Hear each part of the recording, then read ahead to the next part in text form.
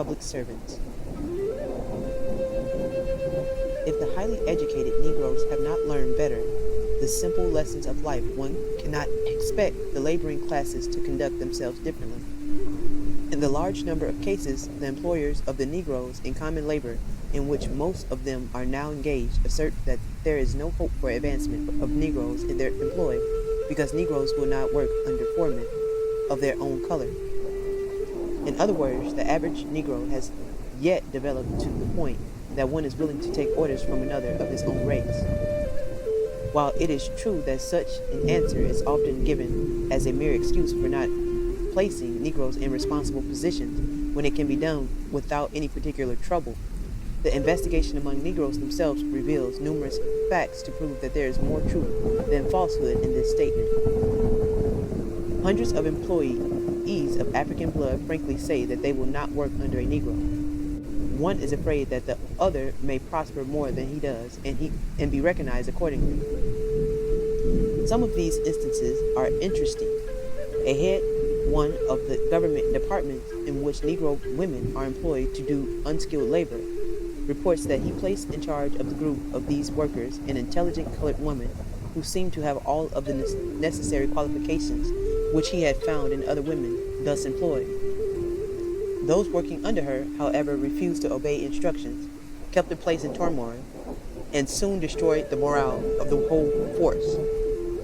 As soon as he placed a white woman in charge, however, order was reestablished on the premises, and everything moved along smoothly. Another employer conducting a wholesale business placed a Negro foreman in charge of others of his race to function as one of the important departments of the establishment.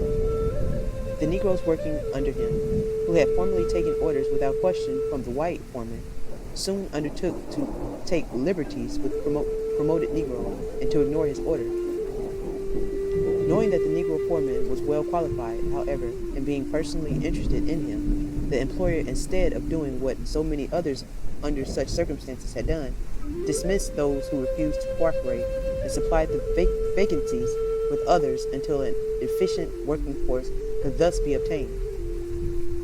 Only a few employers, however, have had such a patience and have manifested such interest in the advancement of the Negro. As a rule, they merely dispose of Negro foremen with the excuse that one Negro will not take orders from another. This refusal of Negroes to take orders from one another is due largely to the fact that slaveholders taught their bondmen that they were as good as or better than any others, and therefore should not be subjected to any member of their race. If they were to be subordinate to someone, it should be to the white man of superior culture and social position. This keeps the whole race on a lower level, restricted to the atmosphere of trifles which do not concern their traducers.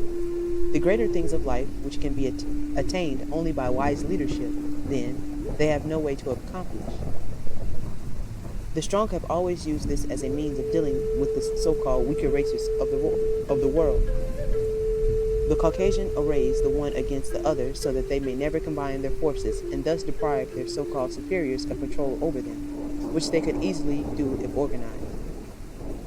One white man was thus able to maintain himself on a plantation where there were 30 or 40 slaves because the Negroes were miseducated in such a way as to keep them divided into distinct factions.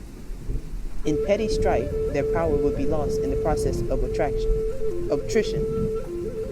Today we find the same thing in Africa, where this end is reached by embedding one tribe against another, and it worked the same way in India until recently when it began to break down under the masterful leadership of Mahatma Gandhi.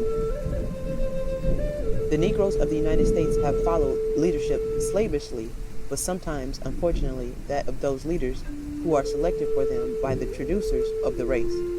The enemies of the race, for example, will find a Negro willing to do certain things they desire to have accomplished and will finance him and give him sufficient publicity to get before the world for the few favors which he may dispense among his followers as a result of his influence and economic position will bring to him the adequate number of Negroes for this constituency which he desires. Negroes, however, sometimes choose their own leaders, but unfortunately, they are too often of the wrong kind. Negroes do not readily follow persons with constructive programs. Almost any sort of exciting appeal or trivial matter presented to them may receive immediate attention and temporarily at least liberal support. When the bubble collapses, of course, these same followers will begin to decry Negro leadership and call these misrepresentatives of the group rascals and scoundrels. Inasmuch as they have failed to exercise foresight, however, those who have deceived them should not be blamed so much as those who have liberally supported these impostors. Yet the fault here is not inherently in the Negro, but in what he has been taught. The Negro's point of view, therefore, must be changed before they can construct a program which will bring them out of the wilderness. For example, no one can be expected from one of our teachers who said that she had to give up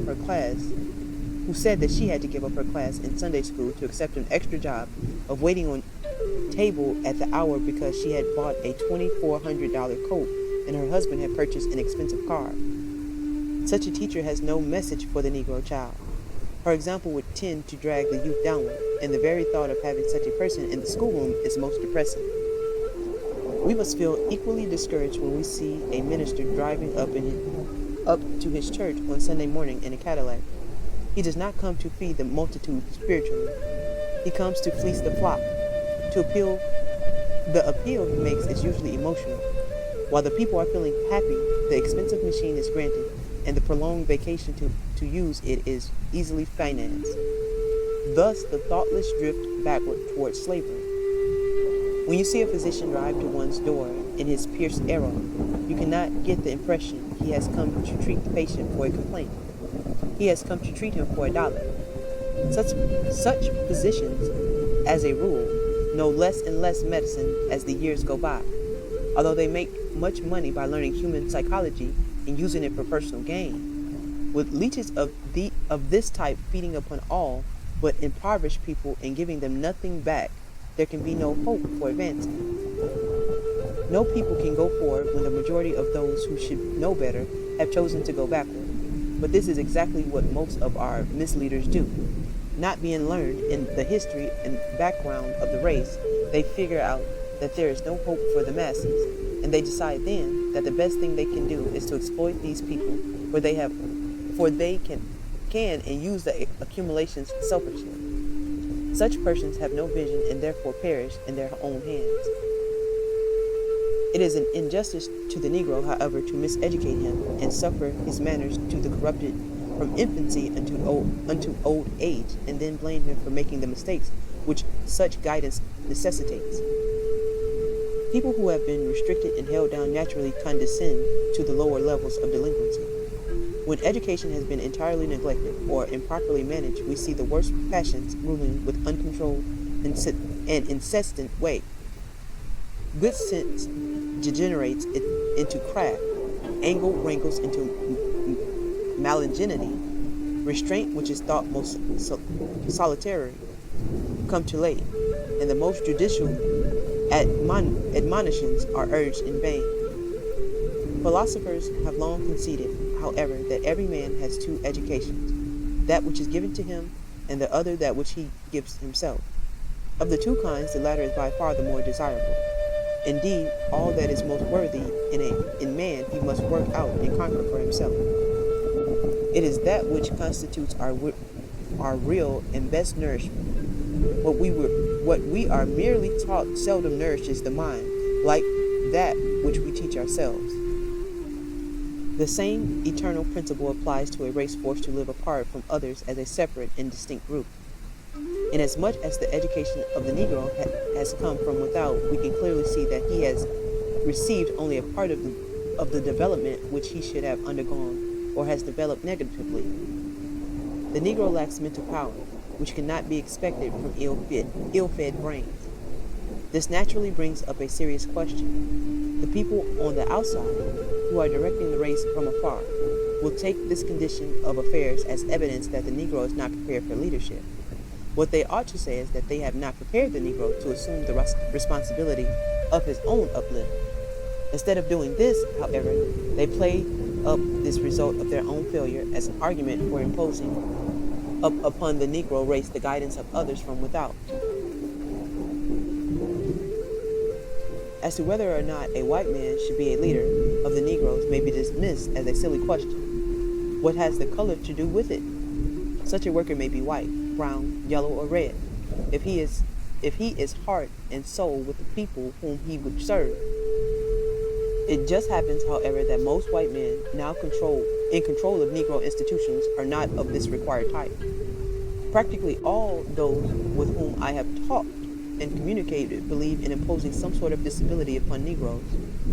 Some object to the freedom of intermarriage as a substitute for concubinage, scoff at the idea of the enfranchisement of the Negro, approve their segregation, and justify the economic exploitation of the race. Now, if these are the persons to elevate the Negroes, to what point do they expect to lift them? And what will the Negroes be when they get there? With this same thought in mind, a white director of Negroes recently said to the author, I realize that I have no useful function in my present position as a president of a Negro institution. I do not approve of their aspirations to many things.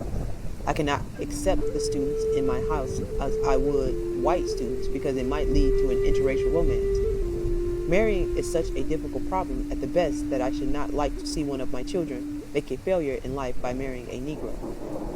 In other words, continued he, we live in two different worlds. While I am among them, I cannot become a part of them. How then can I help them under these circumstances? I am acquainted with another white educator at the head of a Negro institution who will not address a colored girl as Miss, and to avoid the use of a title in speaking to women of the race, he addresses them as his kin. One of them was sharp enough to reply to him thus when he accosted her as auntie. Oh, I am so glad that I found my lost relative at last. My mother often told me that I had some distinguished kin, and just to think that you are my nephew makes me feel glad. Another such exploiter in charge of a Negro college never wears his hat on the campus. His confidential explanation is that he might have to lift it when he meets a Negro woman. Of course, that would never do. White supremacy would be lost in the Negro school. As we realize more and more that education is not merely imparting information which is expected to produce certain results, we see very clearly that the inconsistencies of the position of white persons as executives of the segregation of Negroes, very group working out of the segregation of the Negro, and they come into these institutions mainly to earn a living. They make no particular contribution to the development of education, for they are not scholarly enough to influence educational theory, and they are so far out of sympathy with the Negro that they cannot make any contribution to educational practice. These foreigners are not bringing to such institutions large sums of money which the Negroes cannot obtain, for the institutions now directed by Negroes are receiving larger appropriations than those under the management of whites. Our so-called thinkers, however, seldom see the inevitable results of this unsound policy. Not long ago, when the author wrote the textbook entitled Negro Makers of History, it was adversely criticized by a Negro who said that the book should have had an illustration the cut of the white man who established a certain Negro college. The author had to explain that the book was to give an account of what the Negro has done, not of what has been done for him. The school referred to, moreover, was in no sense a Negro school. It had very few Negro teachers and only one Negro trustee. The policy of the school was determined altogether by others without giving the Negro credit for having a thought on education. In other words, it was merely a school which Negroes were permitted to attend. If they picked up here and there something to help them, well and good. If not, may God help them. It is all right to have a white man as the head of a Negro college, or to have a red man as the head of a yellow one. If in each case the incumbent has taken out his naturalization papers and has identified himself as one of the group which he is trying to serve, it seems that the white educators of this day are unwilling to do this, and for that reason they can never contribute to the actual development of the Negro from within. You cannot serve people by giving them orders as to what to do. The real servant of the people must live among them, think with them, feel for them, and die for them. The white worker in Negro institutions, too, can never be successful without manifesting some faith in the people with whom he has cast his lot. His efforts must not be merely an attempt to stimulate their imitation of things in a foreign sphere. He must study his community sufficiently to discover the things which have a trend in the proper direction, that he may stimulate such forces and thus help the community to do better and good, which it may be capable of doing, at the time may be interested in doing. At the same time may be interested in doing. If these people are to be brought the ideas of foreigners, it must be miraculously transformed into something else before anything can be made of them. Such effort will be a fruitless task, like most of the so-called education and uplift of Negroes in America. The Negro, in spite of his confinement to the ghetto, has some opportunities to develop his special capacities if they are properly studied and understood. The real servant of the people, then, will give more attention to those to be served than to the use that somebody may want to make of them. He will be more concerned with what he can do to increase the ease, comfort, and happiness of the Negro than with how the Negro may be used to contribute to the ease, comfort, and happiness of others. The servant of the people, unlike the leaders, is not on a high horse elevated above the people and trying to carry them to some designated point to which he would like to go for his own advantage. The servant of the people is down among them, living as they live, doing what they do, and enjoying what they enjoy. He may be a little better informed than some other members of the group. It may be that he has had some experience that they have not had. But in spite of this advantage, he should have more humility than those whom he serves. For we are told that whosoever is greatest among you, let them be your servant. Understand the Negro. We do not offer here any course in Negro history, Negro literature, or race relations. Recently said a professor of a Negro college. We study the Negro along with other people. An excellent idea, the interviewer replied. No one should expect you to do any more than this. But how do you do it when the Negro is not mentioned in your textbooks except to be condemned? Do you, a teacher in a Negro school, also condemn the race in the same fashion as the writers of your textbook of history and literature? No one said, No, said he, we bring the Negro in here and there. How often does here and there connote? Well, said he, Negroes have not done much, and what they have accomplished may be briefly covered by referring to the achievements of a few men and women. Why do you emphasize the special study of the Negro? Said he further. Why is it necessary to give the race special attention in the press or on the rostrum or in schoolroom? This idea of projecting the Negro into the foreground does the race much harm by singing continually of his woes and problems, and thus alienating the public which desires to give its attention to other things. It is true that many Negroes do not desire to hear anything about their race, and few whites of today will listen to the story of woe. With most of them, the race question has been settled. The Negro has been assigned to the lowest drudgery as the sphere in which the masses must toil to make a living. Socially and politically, the race has been generally prescribed. Inasmuch as the traducers of the race have settled the matter in this fashion, they naturally oppose any effort to change this status. Many Negro professional men who are making a living attending to the affairs of these laborers and servants in their mentally undeveloped state, and many teachers who in conservative fashion are instructing their children to maintain the status quo ante bellum, also oppose any movement to upset this arrangement. They are getting paid for their efforts.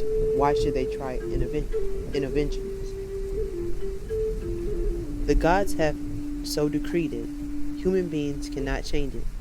Why be foolish? A Negro with sufficient thought to construct a program of his own is undesirable, and the educational system of this country generally refuses to work through such Negroes in promoting their cause. The program for the uplift of the Negroes in this country must be handed over to executive force like orders from the throne, and they must carry it out without question or get out of line and let the procession go on. Although the Negro is being daily forced more and more by segregation in a world peculiarly his own, his unusually perplexing status is given little or no thought, and he is not considered capable of thinking for himself. The chief difficulty with the education of the Negro is that it has been largely imitation, resulting in the enslavement of his mind. Somebody outside of the race has desired to try out on Negroes some experiment which interested him and his co-workers, and Negroes being objects of charity have received them cordially and have done what they require. In fact, the keynote in the education of Negro has been to do what he is told to do. Any Negro who has learned to do this is well prepared to function in the American social order as others would have him. Looking over the courses of study of the public school, one finds little to show that the Negro figures in this curricula. In supplementary matter, a good deed of some Negro is occasionally referred to, but oftener the race is mentioned only to be held up to ridicule. With the exception of a few places like Atlantic City, Atlanta, Tulsa, St. Louis, Birmingham, Knoxville, and the states of Louisiana and North Carolina, no effort is made to study the Negro in the public schools as they do the Latin, the Teuton, or the Mongolian.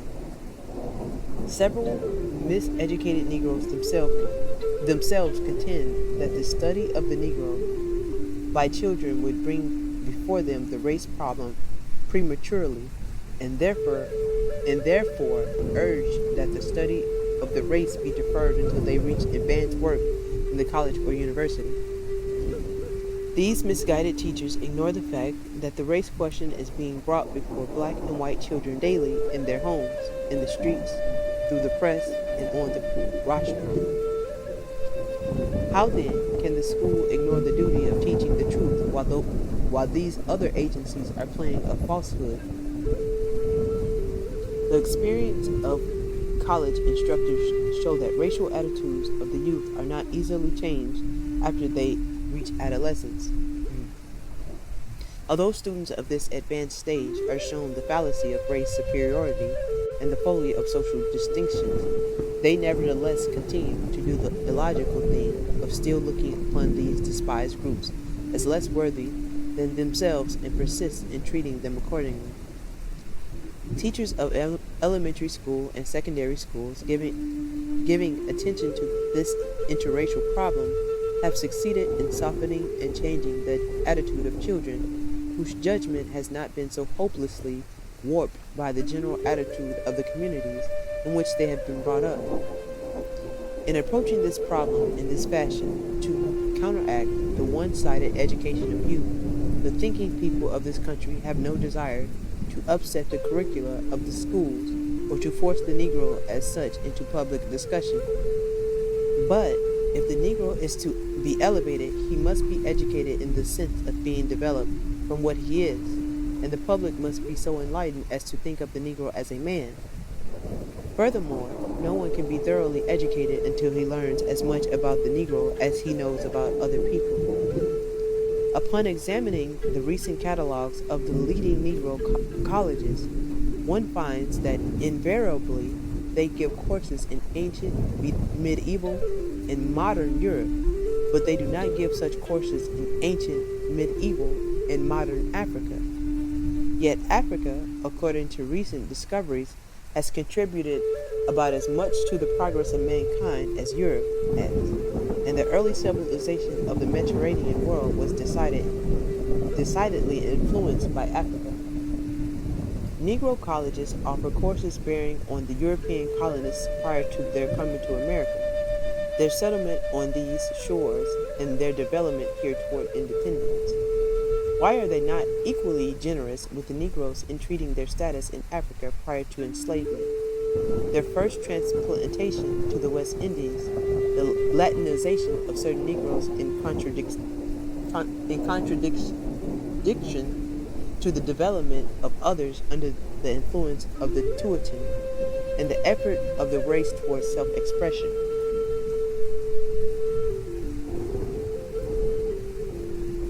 A further examination of their curricula shows, too, that the invariable these Negro colleges offer courses in Greek philosophy and that of modern Europe thought, but they direct no attention to the philosophy of the African.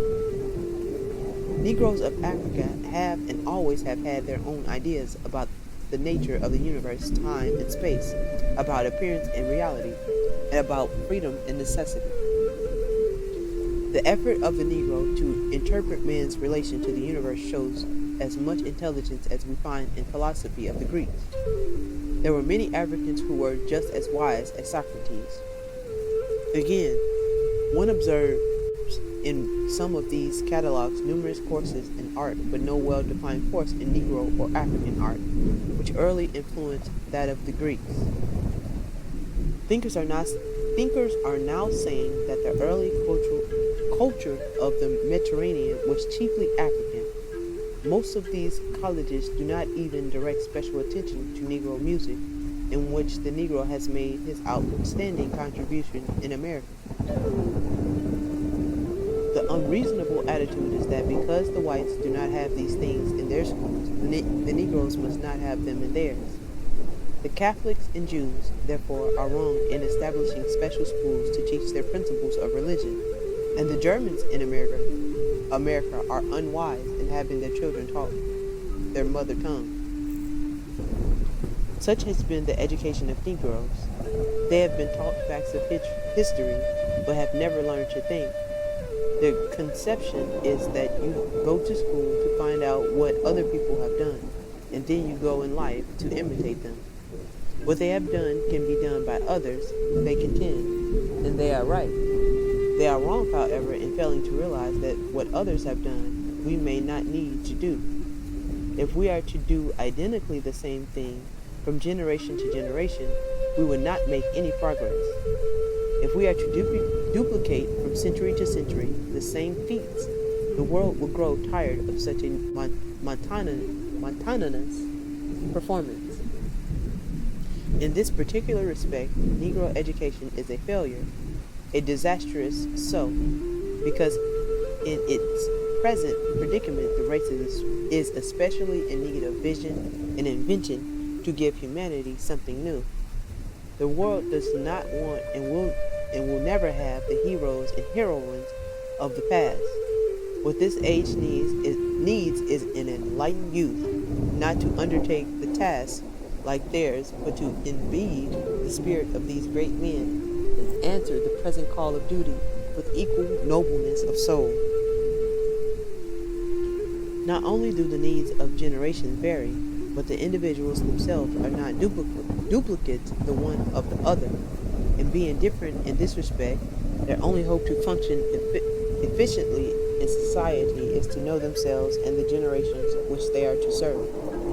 The chief value in studying the records of others is to become better acquainted with oneself and with one's possibilities to live and to do in the present age.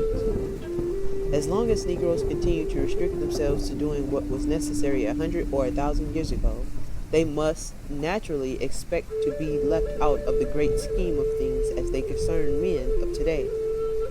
The most inviting field for discovery and invention, then, is the Negro himself, but he does not realize it.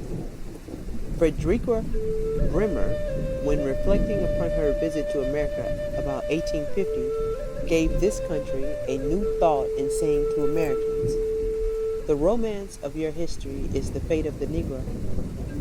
In this very thought lies unusual possibilities for the historian, the economist, the artist, and the philosopher. Why should the Negro writer seek a theme abroad when he has the greatest of all at home?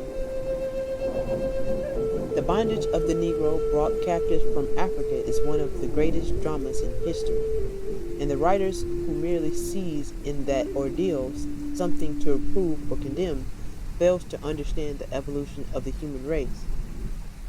Negroes now studying dramatics go into our schools to reproduce Shakespeare, but mentally developed members of this race would be the possibility of a greater drama in the tragedy of the man of color. Negroes graduating from conservatories of music dislike the singing of our folk song. For some reason, such misguided persons think that they can improve on the productions of the foreign drama, or render the music of other people better than they can themselves.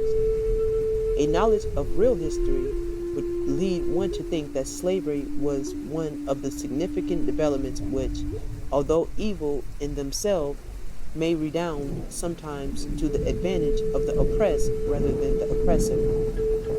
Someone has said that the music of Poland was inspired by incidents of struggle against the despots invading and patroning their prostrate land. The Greeks never had an art until the country was overturned by hostile Orientals. Someone then began to immortalize in song the sons who went forth to fight for the native land. Another carved in marble the thought evoked by the example of the Greek youth who blocked the mountain's paths with his body, or who barred his breast to the javelin to defend the liberty of his country. These things we call art. In our own country, the other element of the population being secure is their position, have never faced such a crisis, and the Europeans, after whose pattern American life is fashioned, have not recently had such an experience. White Americans then have produced no art at all, and that of Europe has reached the point of stagnation. Negroes who are imitating whites then are engaged in a most unprofitable performance. Why not interpret themselves anew to the world? If we had a few thinkers, we could expect great achievements on tomorrow.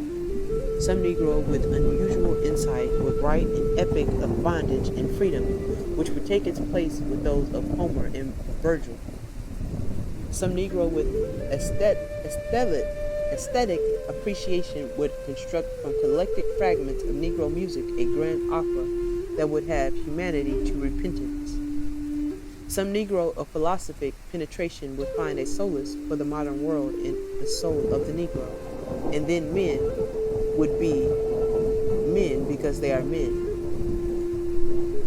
The Negro in his present plight, however, does not see possibilities until it's too late. He exercises much hindsight, and for that reason he loses ground in the hotly contested battles of life. The Negro, as a rule, waits until a thing happens before he tries to avert it. He is too much like a man whom the author once saw knocked down in a physical combat. Instead of dodging the blow when he was being dealt, he arose from his frustration dodging it. For example, the author has just received a letter from a lady in Pittsburgh complaining that the librarian in one of the schools insists upon reading to the children a great deal of literature containing such words as nigger, blackie, little black Sambo, etc. This lady therefore would like to place in that school some books by Negro authors. This is a commendable effort, but it comes a little late. We hope not too late. For centuries, such literature has been circulated among the children of the modern world. They have therefore come to regard the Negro as inferior. Now that some of our similarly miseducated Negroes are seeing how they have been deceived, they are awakening to address themselves to a long neglected work. They should have been thinking about this generations ago, for they have a tremendous task before them today in dispelling this error and contracting the results of such bias in our literature. This has just come from a friend of humanity in Edinburgh, Scotland, a direful account of the increase in a race prejudice in those parts. Sailors who had frequented the stronghold of race prejudice in South Africa undertook recently to prevent Negro men from socializing with Scot women at a dance, and certain professors of the University of Edinburgh, with the same attitude, show so much of it in their teaching that this friend entreats us to send them informing books on the Negro. We are doing it. Here again, however, the effort to uproot error and popularize the truth comes rather late. The Negro since freedom has gone along grinning, whooping, and cutting capers, while the white man has applied himself to the task of defining the status of the Negro and compelling him to accept it as thus settled forever. While the Negro has been idle, propaganda has gone far ahead of history. Unfortunately, too, Negro scholars have assisted in the production of literature which gives this point of view.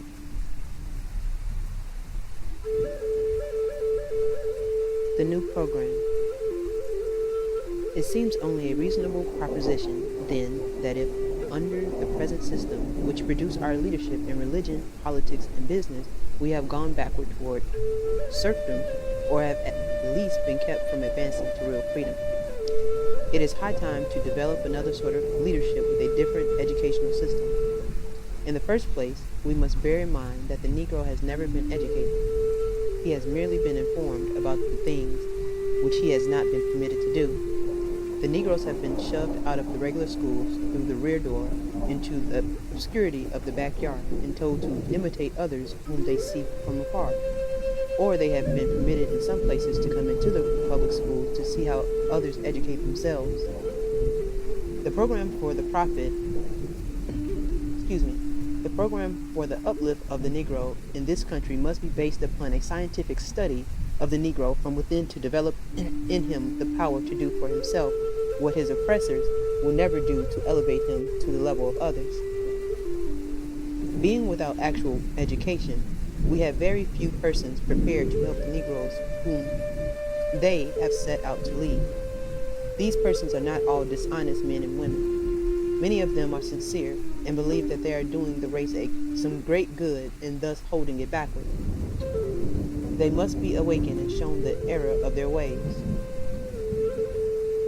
We have very few teachers because most of those with whom we are afflicted know nothing about the children whom they teach, or about the parents who influence the pupils more than the teachers themselves. When a boy comes to school without knowing his lesson, he should be studied instead of being punished. The boy who does well in the beginning of the year and lags behind near the end of the term should not always be censored or ridiculed. As a rule, such children are not responsible for their failures. Their parents and their social status account mainly for these shortcomings. The Negro teacher then must treat the disease rather than its symptoms. But can you expect teachers to revolutionize the social order for the good of the community? Indeed, we must expect this very thing. The educational system of this country is worthless unless it accomplishes this. Men of scholarship and consequently of prophetic insight must show us the right way to lead us into the light which shines brighter and brighter. In the church, where we have much freedom and independence, we must get rid of preachers who are not prepared to help the people whom they exploit. The public must refuse to support men of this type. Ministers who are the creation of the old educational system must be awakened, and if this is impossible, they must be dethroned. Those who keep the people in ignorance and play upon their emotions must be exiled. The people have never been taught what religion is. For most of the preachers find it easier to stimulate the superstition which develops in the unenlightened mind. Religion in such hands then becomes something with which you take advantage of weak people. Why try to enlighten the people in such matters when superstition serves just as well for exploitation? The ministers, with the confidence of the people, must above all things understand the people themselves. They must find out the past of their parishioners, whether they were brought up in Georgia, Alabama, or Texas, whether they are housed under desirable circumstances, what they do to make a living, what they do in their earnings, and how they react to the world around them, how they spend their leisure, or how they function along with other elements of the social order. In our schools, and especially in schools of religion, attention should be given to the study of the Negro as he developed during the antebellum period by showing to what extent that remote culture was determined by ideas which the Negro brought with him from Africa. To take it for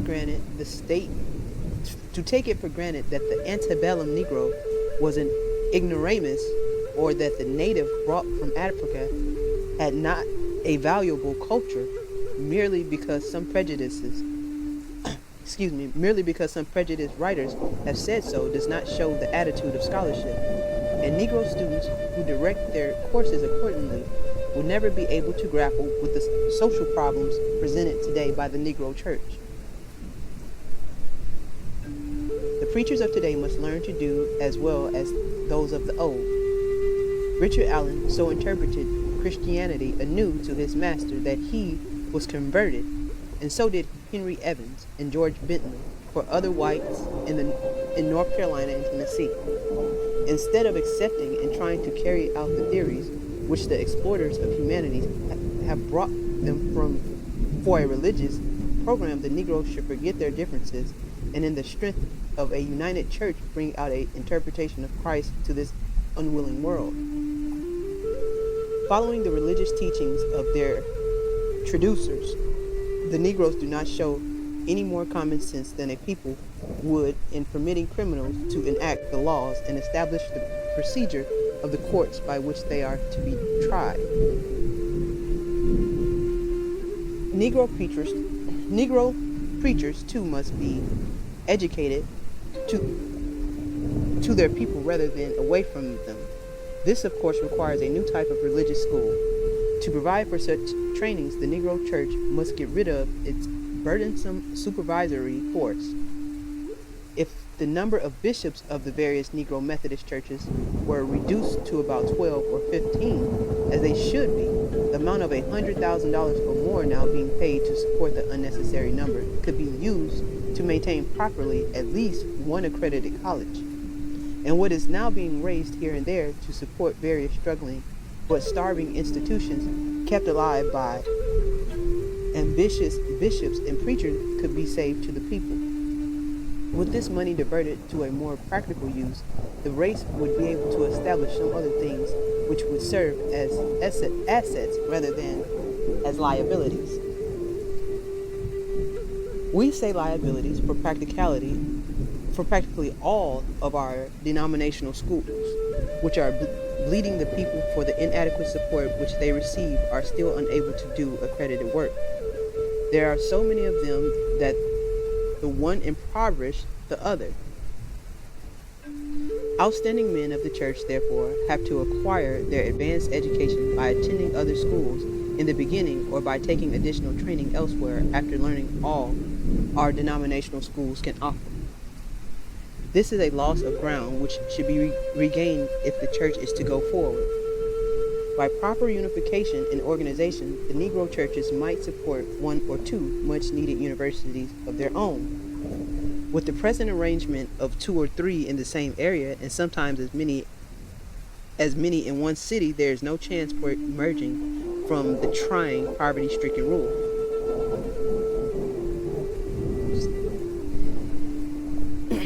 And even if these institutions could do well what they undertake, they do not supply all educational needs. To qualify for certification in the professions, Negroes must go to other schools, where, although they acquire the fundamentals, they learn much about their inferiority to discourage them in their struggle upward. We should not close any accredited Negro colleges or universities, but we should reconstruct the whole system.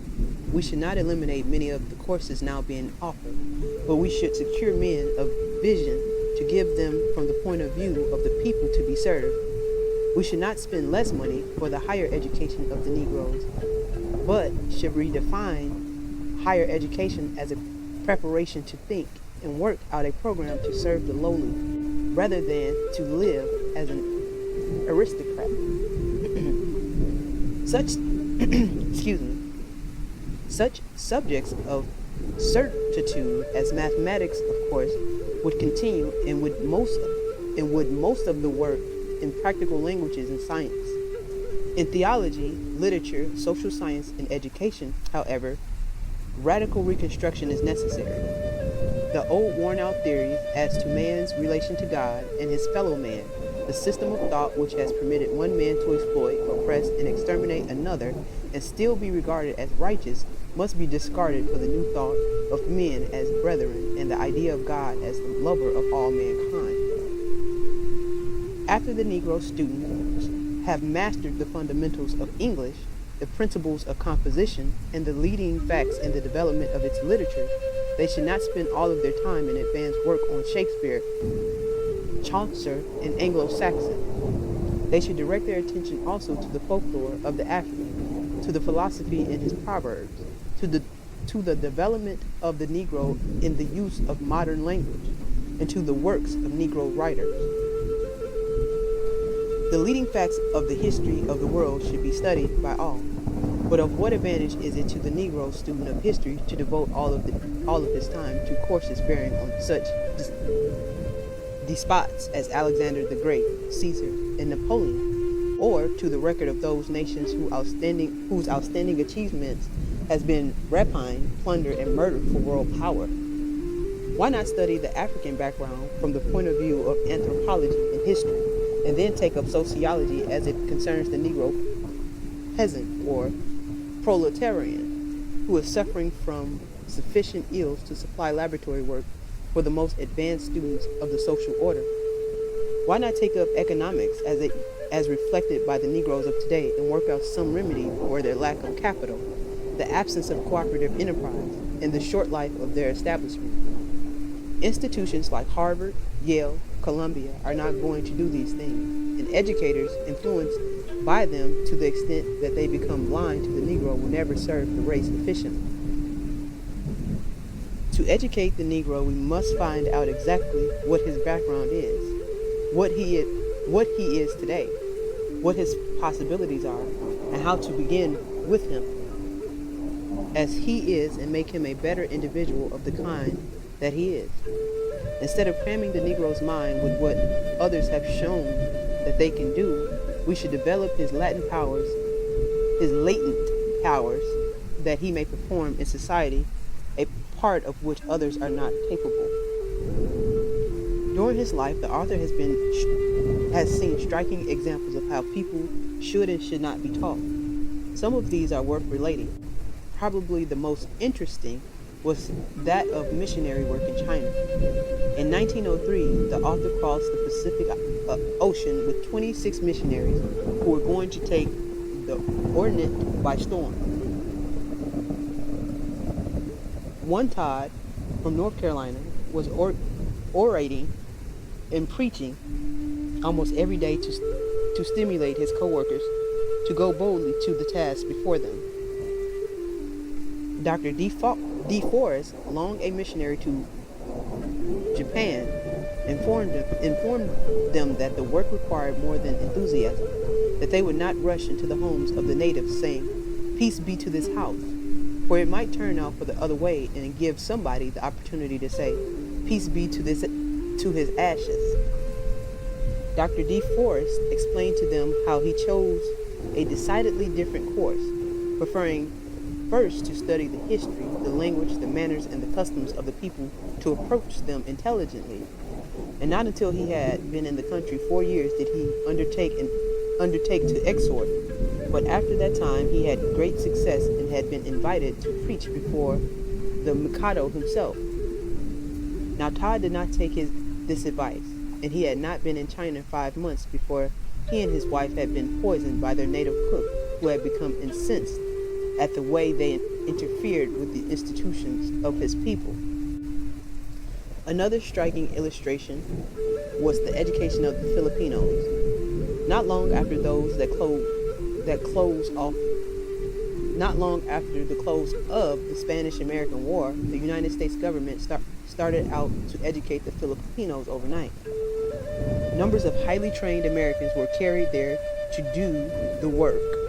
They entered upon their task by teaching the Filipinos just as they had taught American children, who were otherwise circumstanced. The result was a failure. Men trained at institutions like Harvard, Yale, Columbia, and Chicago could not reach these people and had to be dismissed from the service. Some of these scholarly Americans had to be maintained by the subscription of friends until they could be returned to this country on government transportation. Meanwhile, however, there came along an insurance man who went to the Philippines to engage in business. He had never taught at all, and he had never studied authorities like Bagley, Judd, and Thornlike. But he understood people seeing that others had failed. He went into the work himself. He filled the schoolroom with thousands of objects from the pupils' environment. In the beginning, he did not use books very much because those supplied were not adapted to the needs of the children. He talked about the objects around them. Everything was presented objectively. When he took up the habits of the snake, he brought the reptile to the school for demonstration. When he taught the crocodile, he had one there. In teaching the Filipinos music, he did not sing "Come Shake the Apple Tree." They had never seen such an object. He taught them to sing "Come Shake the Lumboy Tree," something which they had actually done. In reading, he did not concentrate on the story of how George Washington always told the truth. They had never heard of him and could not have appreciated that myth if someone had told them about it. This real educator taught them about their own hero, Jose Rizal, who gave his life as a martyr for the freedom of his country. By and by, they got rid of most books based on the life of American people and worked out an entirely new series dealing with the life of Filipinos. The result, then, was that this man and others who saw the situation as he did succeeded, and the work of the public schools in the Philippines is today the outstanding achievement of the Americans in that country. We do not mean to suggest here, however, that any people should ignore the record of the progress of other races. We would not advocate any such unwise course. We say, hold on to the real facts of history as they are, but complete such knowledge by studying also the history of races and nations which have been purposely ignored. We should not underrate the achievements of Mesopotamia, Greece, Rome, but we should give equally as much attention to the internal African kingdoms, the Songhai Empire, and Ethiopia, which through Egypt decidedly influenced the civilization of the Mediterranean world. We would not ignore the rise of Christianity and the development of the church, but we would be at the same time given honor. We would at the same time give honorable mention to the persons of African blood who figured in these achievements and who today are endeavoring to carry out the principles of Jesus long since repudiated by most so-called Christians. We would not underestimate the achievements of the captains of industry who in the commercial expansion of the modern world have produced the wealth necessary to ease and comfort. But we would give credit to the Negro who so largely supplied the demand for labor by which these things have been accomplished. In our own particular history, we would not dim one bit the luster of any star in our firmament. We would not learn less of George Washington, first in war, first in peace, and first in the hearts of his countrymen. But we would learn something also of the 3,000 Negro soldiers of the American Revolution who helped to make this father of our country possible. We would not neglect to appreciate the unusual contribution of Thomas Jefferson to freedom and democracy, but we would invite an attention also to two of his outstanding contemporaries, Phillis Wheatley, the writer of interesting verse, and Benjamin Banneker, the mathematician, astronomer, and advocate of a world peace plan set forth in 1793, with the vital principles of Woodrow Wilson's League of Nations. We would in no way detract from the fame of Perry on Lake Erie or Jackson at New Orleans in the second struggle with England, but we would remember that the gallant black men who assisted in winning these memorable victories on land and sea.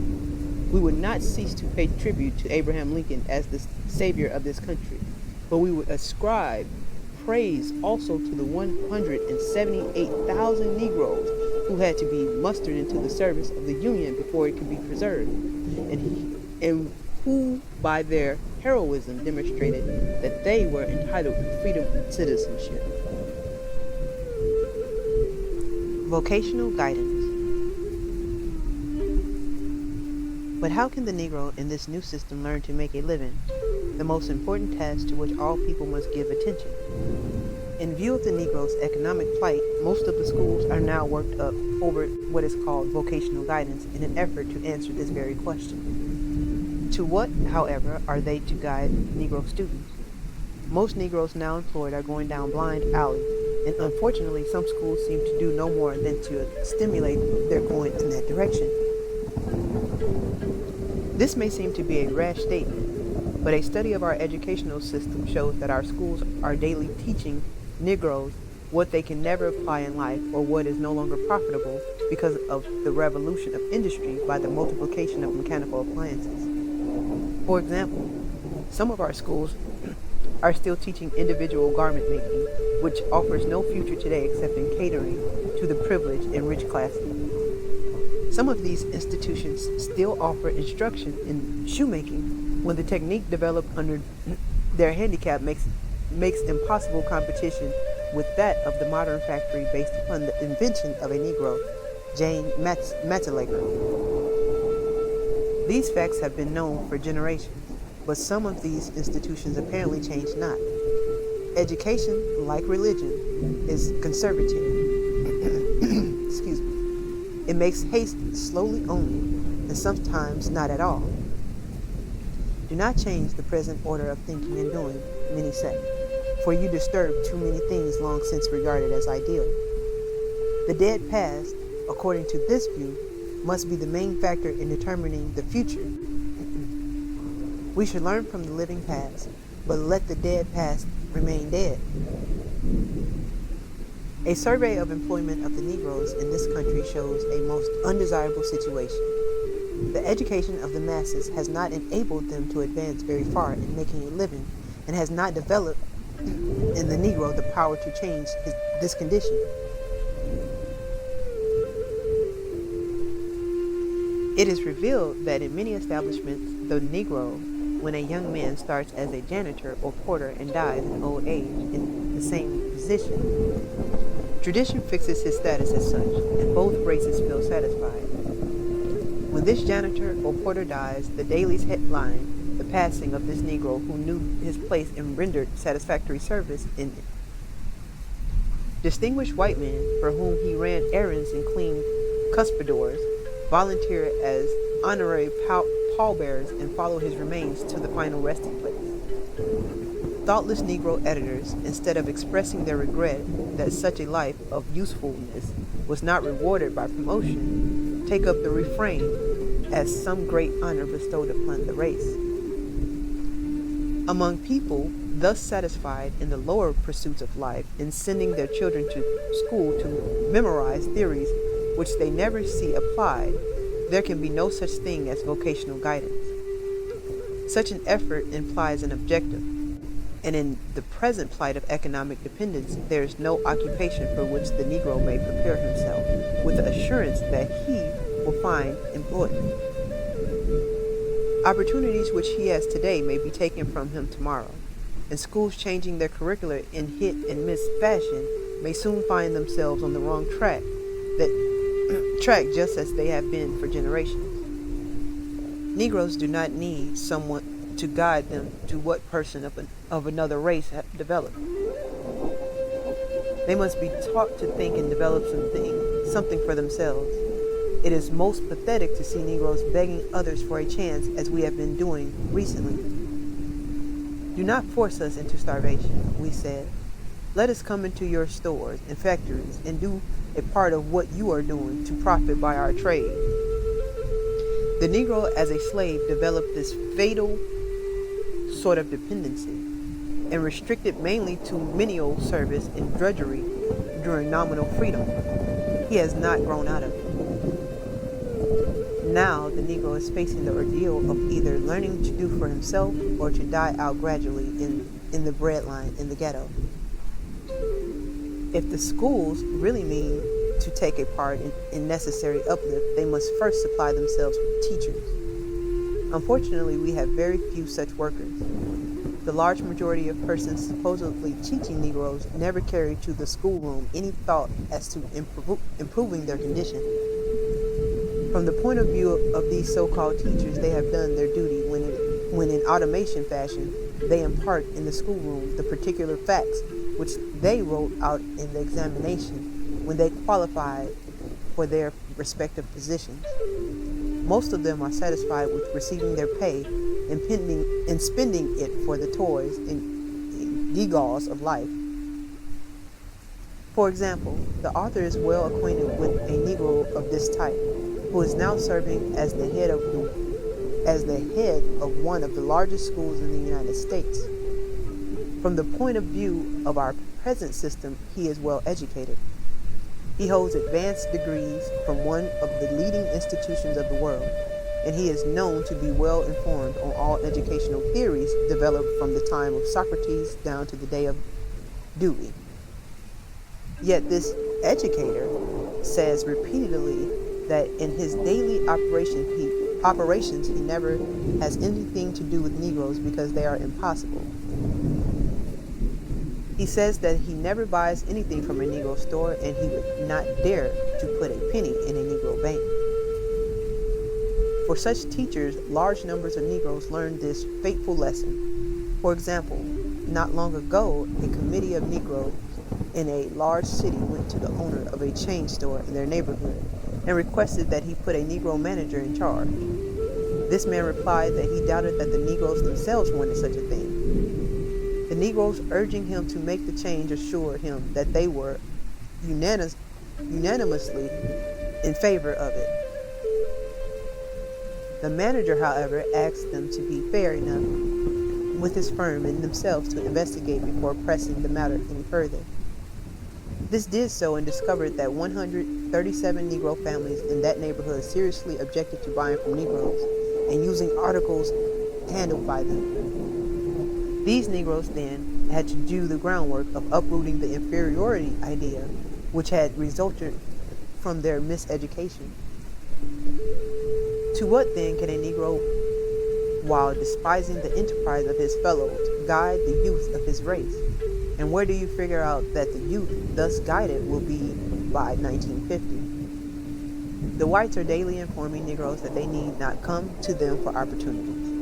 Can the Negro youth, miseducated by persons who depreciate their efforts, learn to make opportunities for themselves?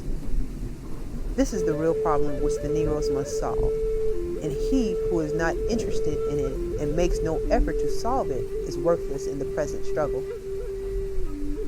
Our advanced teachers, like most highly educated Negroes, pay little attention to the things about them except when the shoe begins to pinch on one or the other side.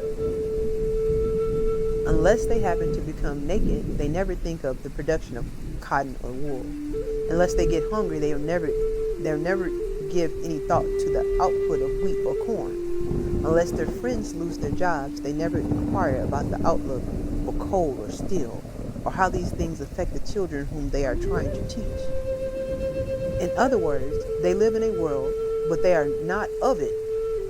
How can such persons guide the youth without knowing how these things affect the Negro community? The Negro community, in a sense, is composed of those around you, but it functions in a different way. You cannot see it by merely looking out of the windows of the schoolroom. This community requires scientific investigation. While persons of African blood are compelled to sustain closer relation to their own people than to other elements in society, they are otherwise influenced socially and economically. The Negro community suffers for lack of delimitation because of the various ramifications of life in the United States. For example, there may be a Negro grocer in the neighborhood, but the Negro chauffeur or rich man downtown and the washerwoman for an aristocrat family in Quality Row will be more than apt to buy their food and clothing at their larger establishment with which their employers have connections, although they may be insulted there. Negroes of the District of Columbia have millions of dollars deposited in banks downtown, where Negro women are not allowed in the ladies' restroom. Right in the heart of the highly educated Negro section of Washington, too, is a restaurant catering through the front door exclusively to the white businessmen who must live in the Negroes section to supply them with the necessities of life, and catering at that same time through the back door to numbers of Negroes who pile into that dingy room to purchase whatever may be thrown at them. Yet less than 2 blocks away are several Negroes running cafes where they can be served for the same amount and under desirable circumstances. Negroes who do this, we say, do not have the proper attitude towards life and its problems, and for that reason we do not take up time with them. They do not belong to our community. The traducers of the race, however, are guiding these people the wrong way. Why do not the educated Negroes change their course by identifying themselves with the masses? For similar reasons, the Negro professional man may not always have a beautiful home and a fine car. His plight, to the contrary, may result from action like that of a poor man who recently knocked on the author's door about midnight to use his telephone to call the ambulance of the casualty hospital to take immediate charge of his sick wife. Although living nearer to the Freedmen's Hospital, where more sympathetic consideration would have been given, this patient has preferred to take her to the other hospital, where she would have to be carried through the backyard and placed in a room over a stable. He worked there, however, and because of long association with his traducers and the sort of treatment that they have meted out to him, he was willing to entrust to their hands the very delicate matter of the health of his wife. This was part of his community. Large number of Negroes live in such a community. You say that such an atmosphere is not congenial, and you will not lose time with these people who are thus satisfied. But the exploiting preacher, the unprincipled politician, the notorious gambler, and the agent of vice are all there purposely misleading these people who have not as yet shaken from their minds the shackles of slavery. What is going to become of them? What is going to become of you? We avoid them because we find enjoyment among others, but they are developing their own community. Their teacher lives in another community which may or may not be growing. Will his community so expand as to include theirs? If not, their community may encroach upon his. It is a sort of social dualism. What will the end be? The teacher will help to answer this question. Such guidance, however, must not be restricted to the so-called common people. So many Negroes now engaged in business have no knowledge of its possibilities and limitations. Most of them are as unwise as a Negro businessman who came to Washington recently in a $10,000 car representing a firm with only $100,000 invested. It is only a matter of time before the firm will be no more. He started out destroying his business at the very source. While Negroes are thus spending their means and themselves in riotous living, the foreigners came to dwell among them in modest circumstances long enough to get rich and to join those who close in on these unfortunates economically until all the hopes for their redemption are lost.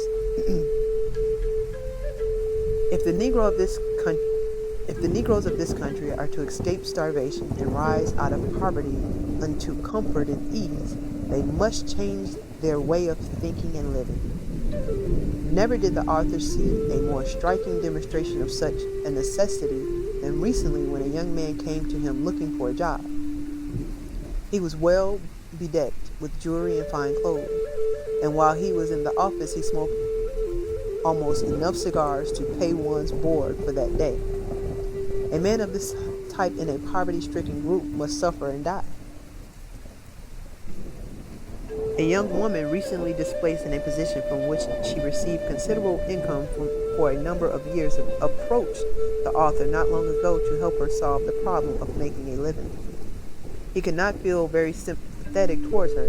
However, she had on a coat which cost enough to maintain one comfortably for at least 2 years. While talking with him, moreover, she was so busy telling him about what she wanted that she had little time to inform him as to what she can do to supply her needs. A man whom the author knows is decidedly handicapped by having lost a lucrative position. He must now work for a little more than half of what he has been accustomed to earn. With his former stipend, he was able to maintain 2 or 3 girls in addition to his wife, and he drank the best of bootleg stuff available. And now trying to do all of these things on a small wage, he finds himself following a most torturous course to make his ends meet, and he suffers within and as well as without. This undesirable attitude towards life results from the fact that the Negro has learned from others how to spend money much more rapidly than he has learned how to earn it. During these days, therefore, it will be very wise for Negroes to concentrate on the wise use of money and the evil results from the misuse of it. In large cities like Washington, Baltimore, Philadelphia, New York, and Chicago, they earn millions and millions every year and throw these vast sums immediately away for trifles which undermine their health, vitiate their morals, and contribute to the undoing of generations of Negroes unborn. This enlightenment as to economic possibilities in the Negro community must not only include instructions as to how enterprises can be made possible, but how they should be approached among various parts of the Negro community. Such knowledge is especially necessary in the case of Negroes because of the fatal tendency toward imitation not only of the white man, but the imitation of others in his own group. For example, a Negro starts a restaurant on a corner and does well. Another Negro, observing this prosperity, thinks that he can do just as well by opening a similar establishment next door. The inevitable result is that by dividing the trade between himself and his forerunner, he makes it impossible for either one to secure sufficient patronage to continue in business.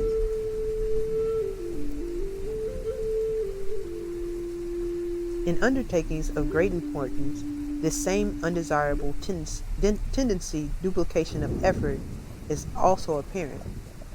It has been a common thing to find 2 or 3 banks in the Negro community, each one struggling for an existence and competing for the patronage of the small group of people, all of whom would hardly be able to support one such financial institution.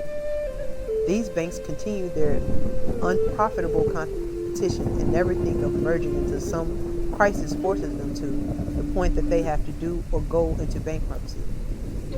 The Negro community, then, never has a strong financial institution with sufficient resources to stimulate the efforts of the businessmen who otherwise might succeed. The same short-sightedness has been evident in the case of the insurance company organized by Negroes. One was established here and then another followed there in imitation of the first. We have been accustomed to boast that the Negroes have about 50 insurance companies in this country, marking the corners of the streets of the cities with large signs displaying what they are doing for the race. Instead of boasting of such unwise expansion, we should have received such information with sorrow.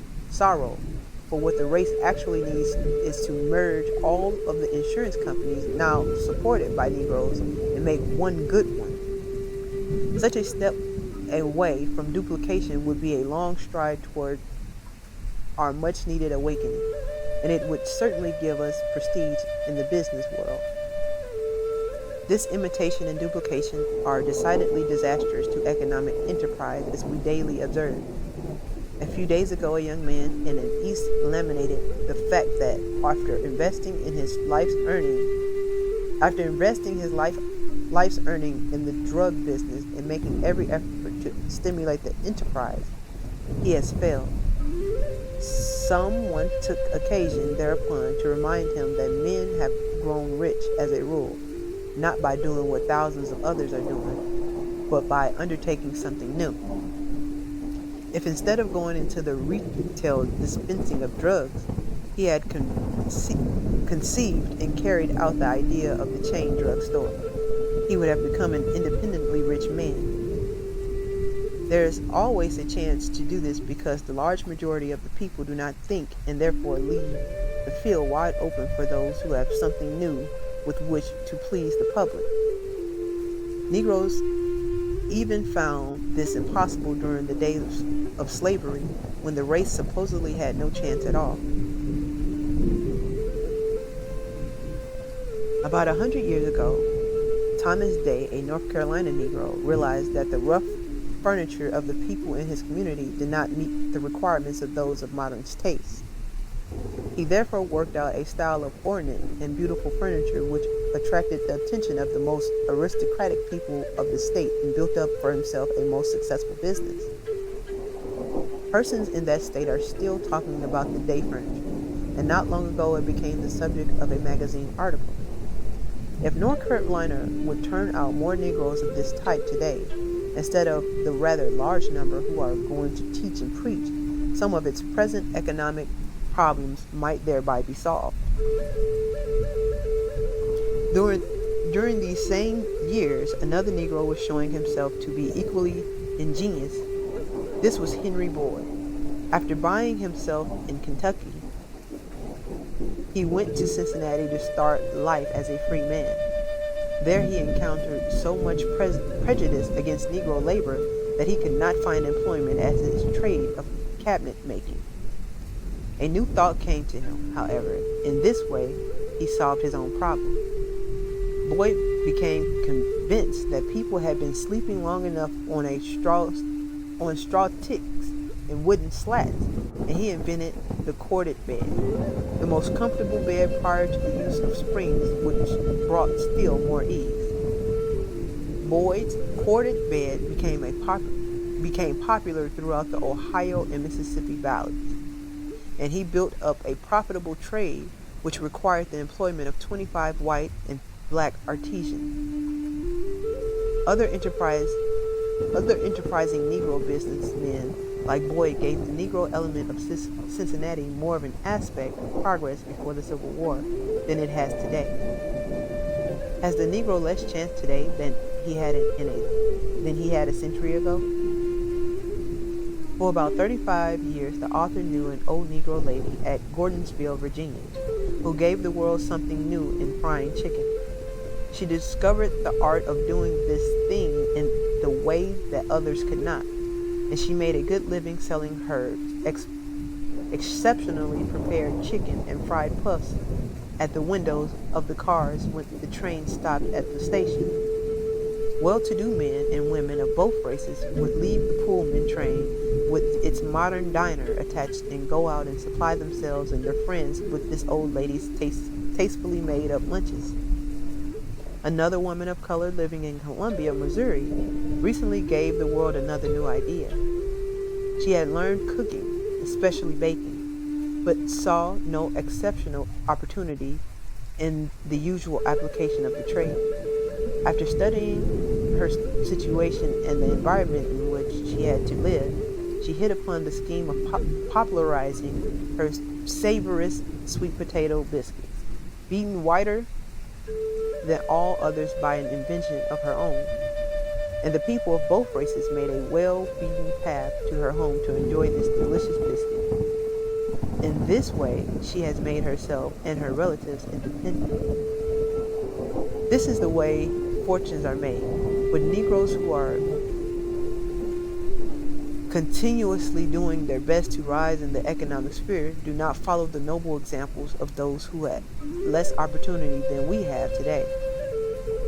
We spend much time in slavish imitation, but our white friends strike out along new lines. Almost all of the large fortunes in America have been made in this way.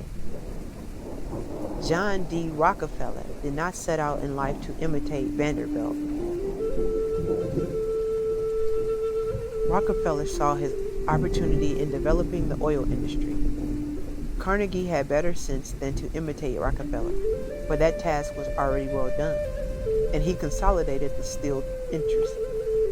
Henry Ford knew better than to take up what Carnegie had exploited, for there appeared a still larger possibility for industrial achievement in giving the world the facility of cheap transportation in a low-priced car. While such guidance as the Negro needs will concern itself first with material things, however, it must stop with these as ends in themselves. In the acquisition of these, we laid the foundation for the greater things of the spirit. A poor man properly directed can write a more beautiful poem than one who is surfeited. The man in the hovel compasses a more charming song than the one in the palace. The painter in the ghetto gets an inspiration for a more striking portrait than his landlord can appreciate. The ill-fed sculptor lives more abundantly than the millionaire who purchases the expression of his thought in marble and bronze. For the Negro, then, the door of opportunity is wide open. Let him prepare himself to enter this field where competition is no handicap. In such a sphere, he may learn to lead the world while keeping pace with it in the development of the material things of life.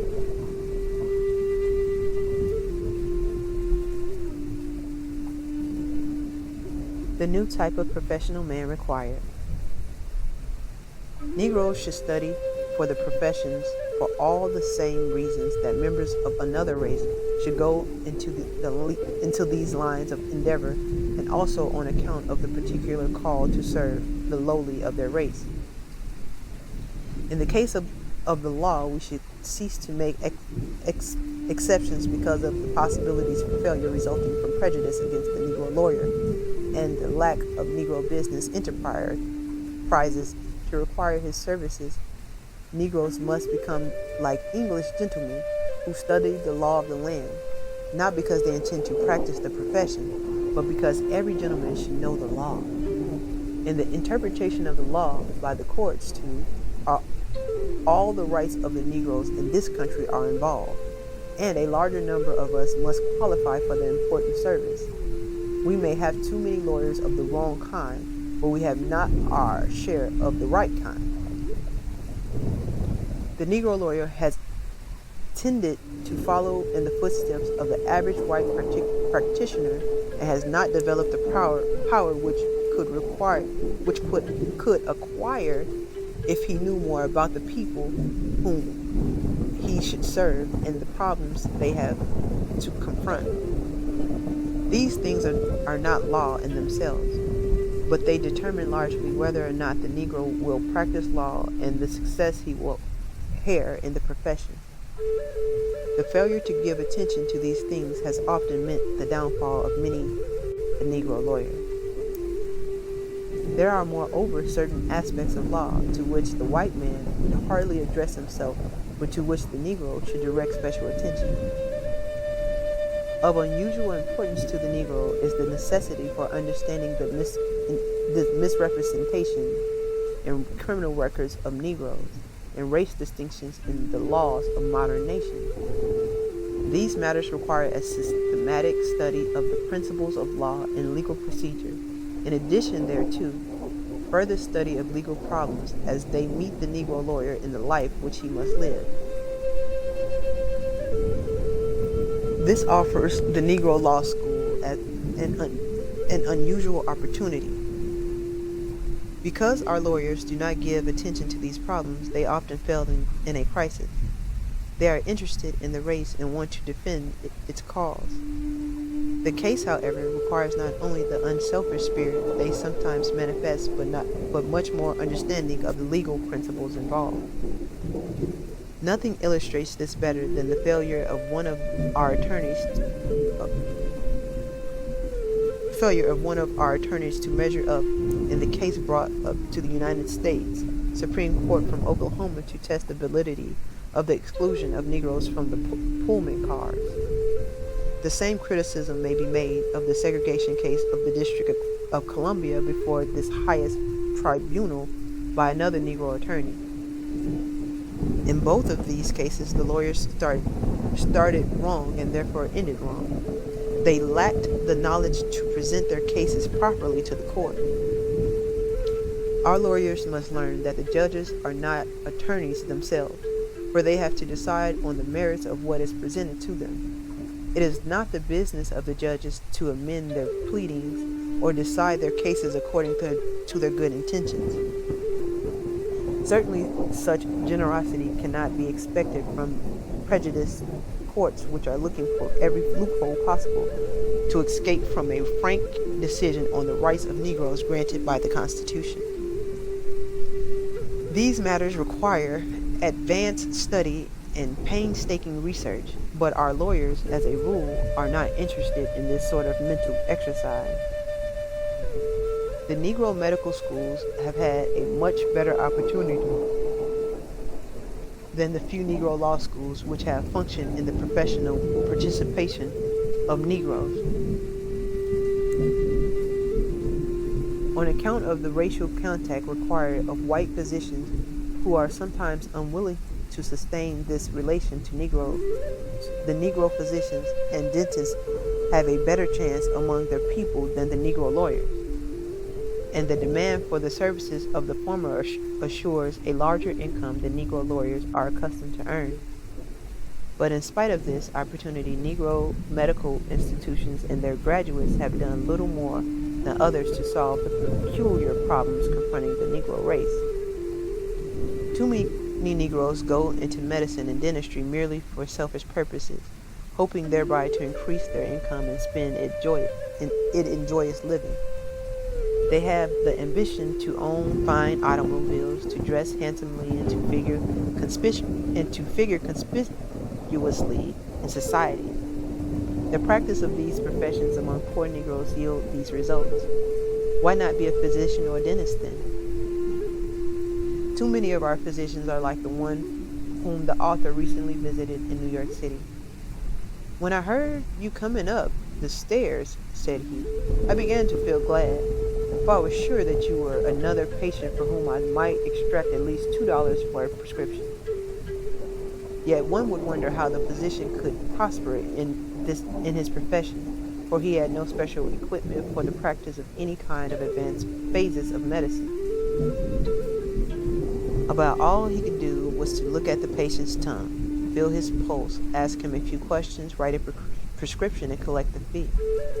The apparatus required for the modern treatment of serious maladies he did not have, and seemed to have no ambition to possess.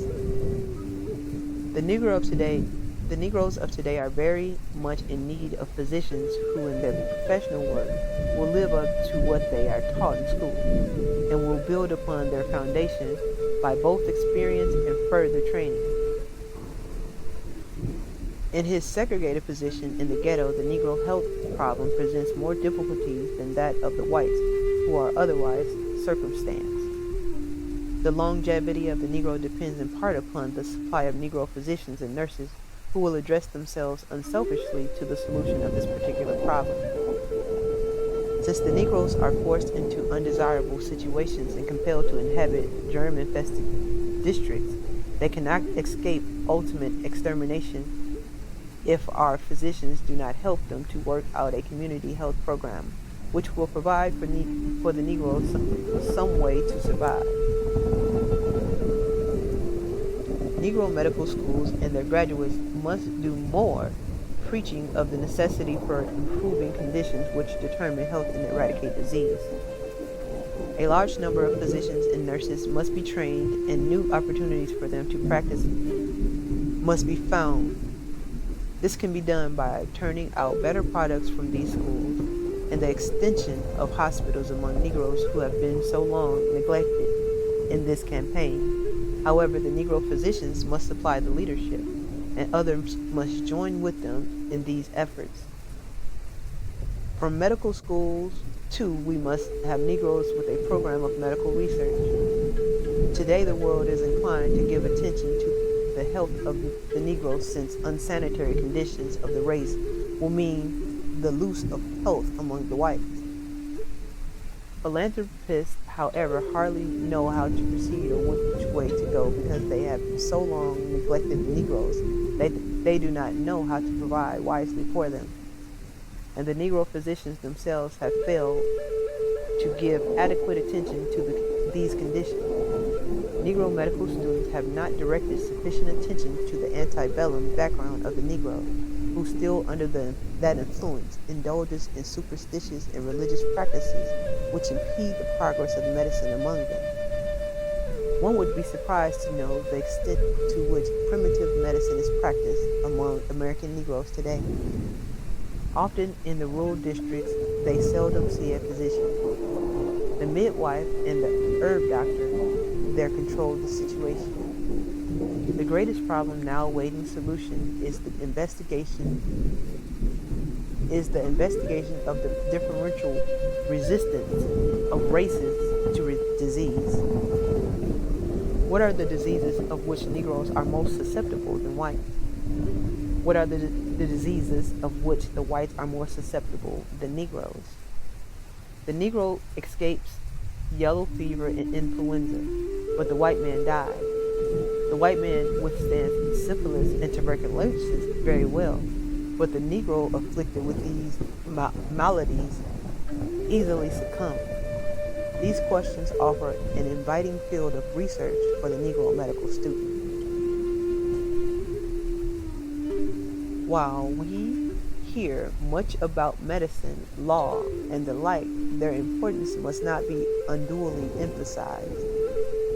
Certainly, men should not crowd into these spheres to make money, but all professions among Negroes, except those of teaching and preaching, are undermanned.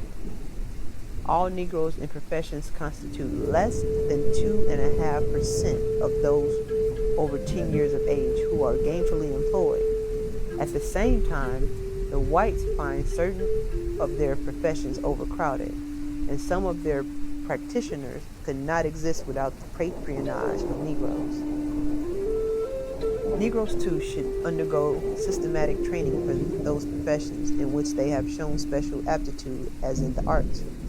They must not wait for the Americans to approve their plunging into unknown sphere. The world is not circumscribed by the United States, and the Negro must become a pioneer in making use of a larger portion of the universe.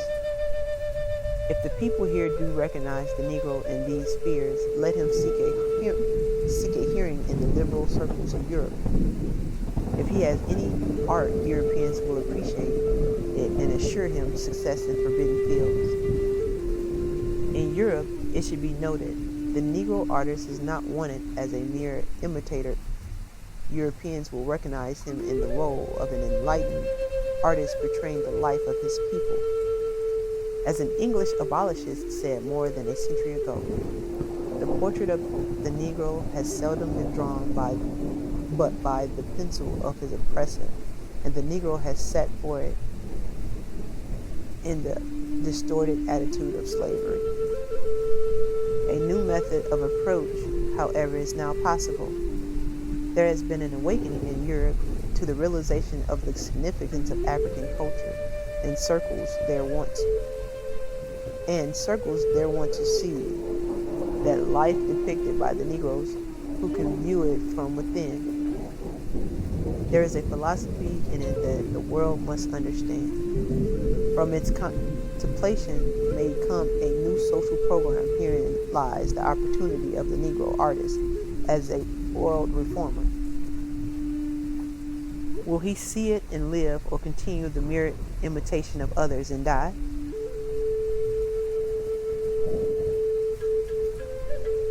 Higher strivings in the service of the country.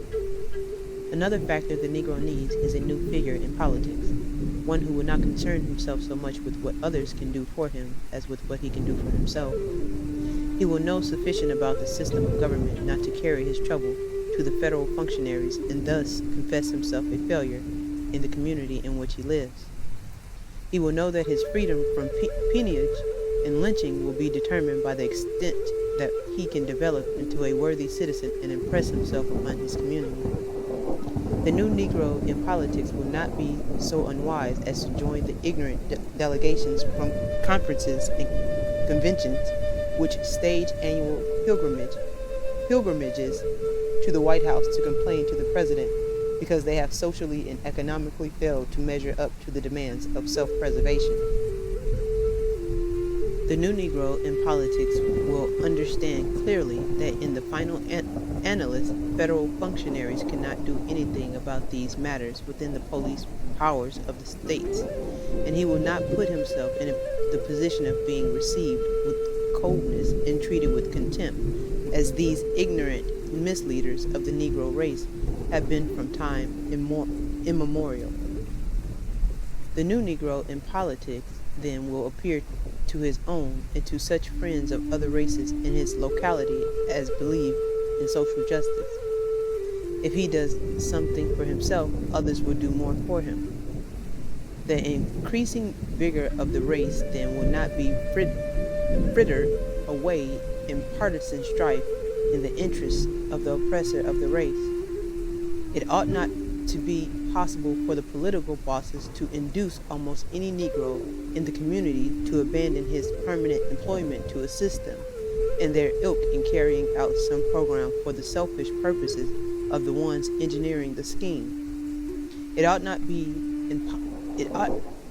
be possible for the politicians to distribute funds at the rate of $50 or $100 a head among the outstanding ministers and use them in their congregations in vicious partisan strife. It is most shameful that some ministers resort to religion as a camouflage to gain influence in the churches only to use such power for selfish political purpose. The Negro should endeavor to be a figure in politics, not a tool for politicians. The higher role can be played not by parking all of the votes of a race on one side of the fence, as both blacks and whites have done in the South, but by independent action. The Negro should not censure the Republican Party for forgetting him, and he should not blame the Democratic Party for opposing him. Neither can the South blame anyone but itself for its isolation in national politics. Any people who will vote the same way for 3 generations without thereby obtaining results ought to be ignored and disenfranchised. As a minority element, the Negro should not knock at the door of any particular political party. He should appeal to the Negroes themselves, and from then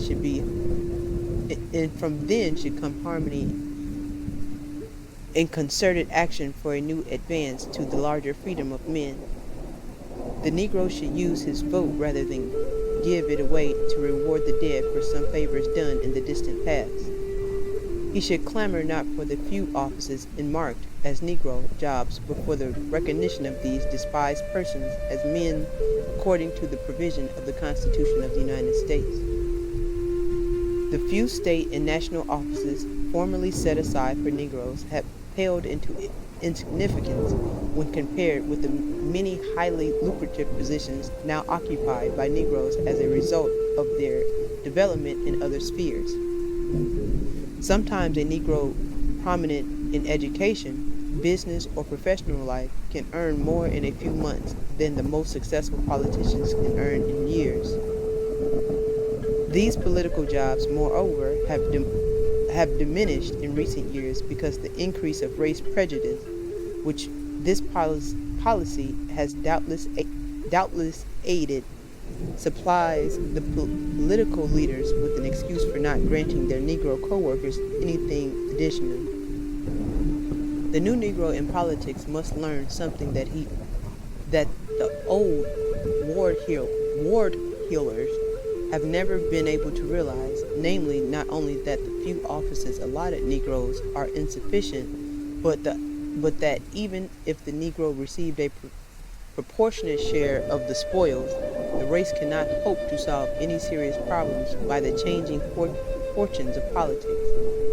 Real politics, the science of government, is deeply rooted in the economic foundation of the social order. To figure greatly in politics, the Negro must be a great figure in politics. A class of people slightly lifted above poverty, therefore, can never have much influence in political circles. The Negro must develop character and worth to make him a desirable everywhere, so that he will not have to knock at the doors of political parties, but will have them thrown upon him. The new Negro in politics must not ask the party for money. He must not hire himself for a pittance to swing voters in line. He must contribute to the campaign of the party, pleasing him, rather than draw upon it for an allowance to drive the wolf from the door during the months of the political canvass. It will be considered a stroke of good fortune that a Negro of such influence and character has aligned himself with a party, and this fact will speak eloquently for the element to which he belongs. The new Negro in politics, moreover, must not be a politician. He must be a man. He must try to give the world something rather than extract something from it. The world, he should see it, does not owe him anything, certainly not a political office, and he should not try solely to secure one, and thus waste valuable years which might be devoted to the development of something of an enduring value. If he goes into office, it should be as a sacrifice, because his valuable time is required elsewhere. If he is needed by his country in a civil position, he may respond to the call as a matter of duty, for his usefulness is otherwise assured. From such a Negro, then, we may expect sound advice, intelligent guidance, and constructive effort for the good of all elements of our population. When such Negroes go into office, you will not find them specializing in things which peculiarly concern the Negroes, offering merely anti-lynching bills and measures for pensioning the freedmen.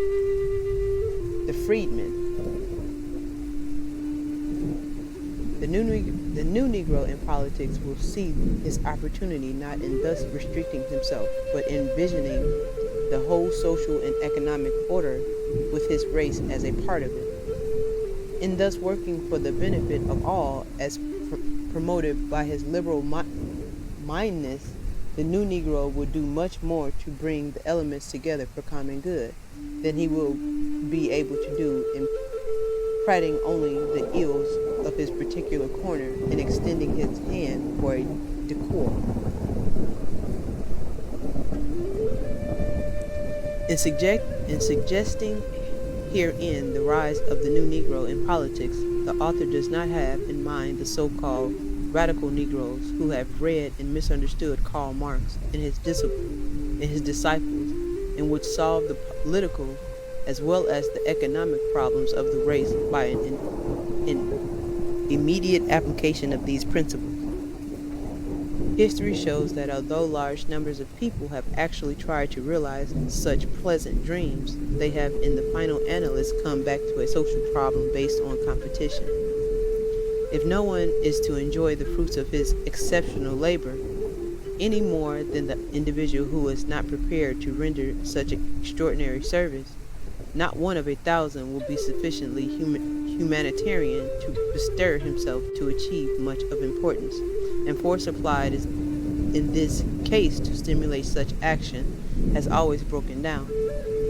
If the excited whites who are bringing to the Negroes such strange doctrines are insane enough to believe them, The Negroes themselves should learn to think before it is too late.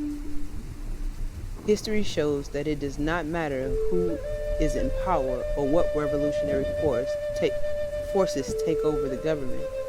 Those who have not learned to do for themselves and have to depend solely on others never obtain any more rights or privileges in the end than they had in the beginning.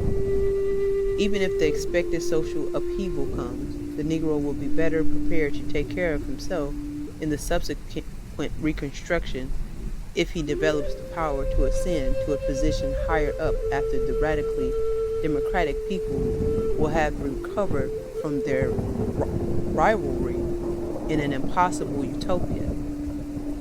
To say the Negro cannot develop sufficiently in the business world to measure arms with present-day capitalists is to deny actual facts, refute history, and discredit the Negro as a capable competitor in the economic battle of life.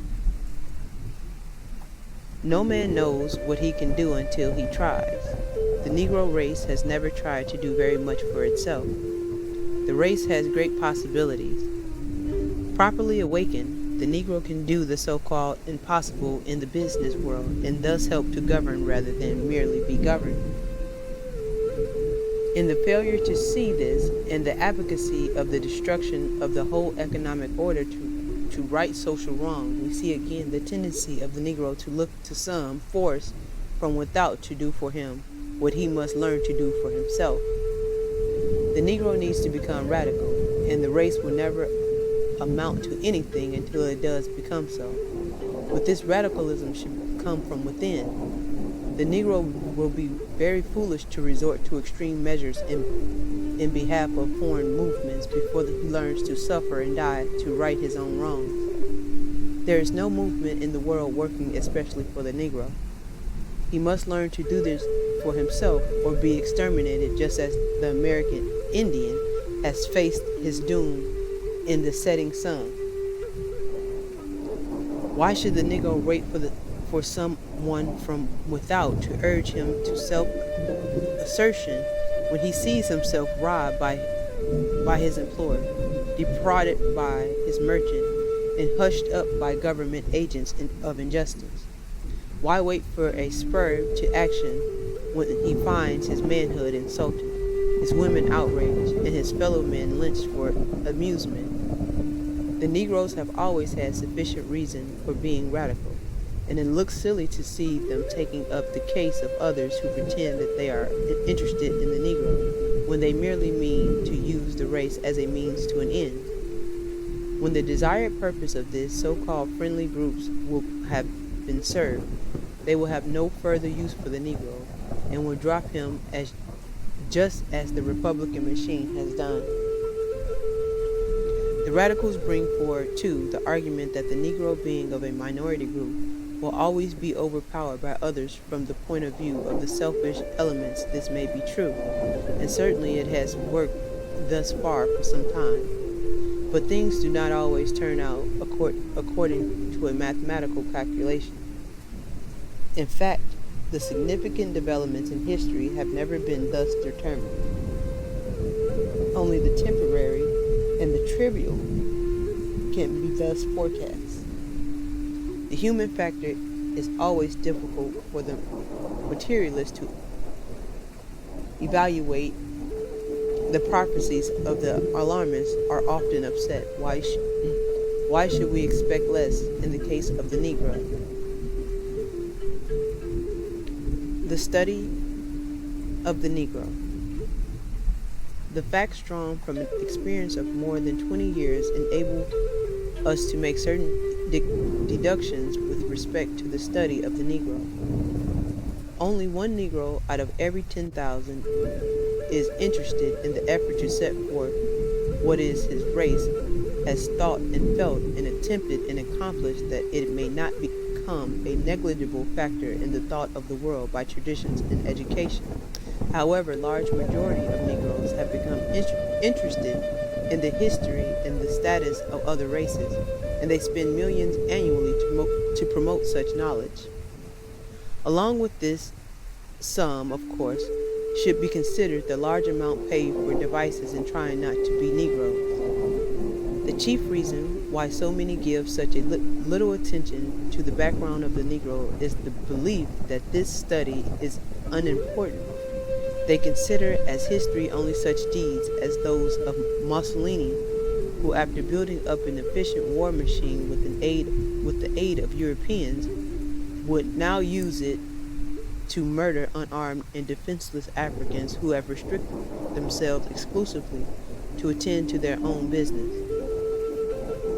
If Mussolini succeeds in crushing Abyssinia, he will be recorded in history among the Caesars, and volumes written in praise of the conqueror will find their way to the homes and libraries of thousands of miseducated Negroes. The oppressor has always indoctrinated the weak with the interpretation of the crimes of the strong. The warlords have done good only accidentally or incidentally while seeking to do evil. The movements which have ameliorated the condition of humanity and stimulated progress have been inaugurated by men of the thought in lifting their fellows out of the drudgery unto ease and comfort, out of selfishness unto altruism. The Negro may as well rejoice that his hands, unlike those of his oppressors, are not stained with so much blood extracted by brute force. Real history is not the record of the success and disappointments, the vices, the follies, and the quarrels of those who engage in contention for power. The Association for the Study of Negro Life and History is projected on the fact that there is nothing in the past of the Negro more shameful than what is found in the past of other races. The Negro is as human as the other members of the family of mankind. The Negro, like others, has been up at times, and at times he has been down. With the domestication of animals, the discovery of iron, the development of stringed instruments, and an advancement in fine arts, and the inauguration of trial by jury, to his credit, the Negro stands just as high as others in contributing to the progress of this world. The oppressor, however, raises his voice to the contrary. He teaches the Negro that he has no worth, while past that his race has done nothing insignificant since the beginning of time, and that there is no evidence that he will ever achieve anything. The education of the Negro, then, must be carefully directed, lest the race may waste time trying to do the impossible. Lead the Negro to believe this and thus control his thinking. If you can thereby determine what he will think, you will not need to worry about what he will do. You will not have to tell him to go back to the door. He will do it. He will go without being told. If there is no back door, he will have one cut for his special benefit. If you teach the Negro that he has accomplished as much good as any other race, he will aspire to equality and justice without regard to race. Such an effort would upset the program of the oppressor in Africa and America. Play up before the Negro his crimes and shortcomings. Let him learn to admire the Hebrew, the Greek, the Latin, and the Teuton. Lead the Negro to detest the man of African blood, to hate himself. The oppressor then may conquer, exploit, oppress, and even annihilate the Negro by segregation without fear of trembling. With the truth hidden there will be a little expression of thought to the contrary. The American Negro has taken over an abundance of information which others have made accessible to the oppressed, but he has not yet learned to think and plan for himself as others do for themselves. Well might this race be referred to as the most docile and tractable people on the earth. This merely means that when the oppressors once start the large majority of the race in the direction of serving the purposes of their traducers, the task becomes so easy in the years following that they have little trouble with the masses thus controlled. It is a most satisfactory system, and it has become so popular that the European nations of foresight are sending some of the brightest minds to the United States to observe the Negro in in action in order to learn how to deal likewise with Negroes in their colonies. What the Negro in America has become satisfied with will be accepted as the measure of what should be allotted him elsewhere. Certain Europeans consider the solution of the race problem in the United States one of our great achievements. The miseducated Negro joins the opposition with the objection that the study of the Negro keeps alive questions which should be forgotten. The Negro should cease to remember that he was once held a slave, that he has been oppressed, and even that he is a Negro. The traducer, however, keeps before the public such aspects of this history as will justify the present oppression of the race. It would seem then that the Negro should emphasize at the same time the favorable aspects to justify action in his behalf.